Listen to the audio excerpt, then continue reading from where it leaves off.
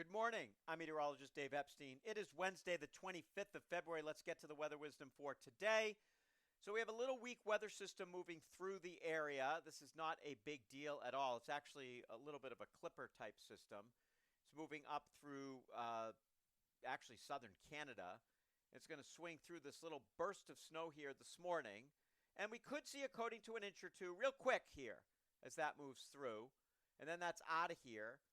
We are going to have to watch to see if another weather system affects us on Thursday night into Friday. Right now, it looks like that system should miss us, but it could turn the corner and come up a little bit. The Euro's been keeping it south. The GFS is trying to move it up a little bit. So we'll see what happens with that system. Just be prepared for the forecast to change. I'm going to play it dry right now for Thursday night.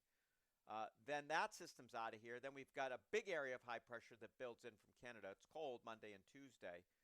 And then the next chance of a system, and this one most of the models agree with, that there'll be something going on here probably Tuesday night or Wednesday. The Euro brings it in Tuesday night. GFS is a little bit slower, brings it in on towards Wednesday. GFS keeps a little further south as well. So we'll see. It's a week away, folks. Temperatures today in the 30s, tonight down into the 20s. Will clear out.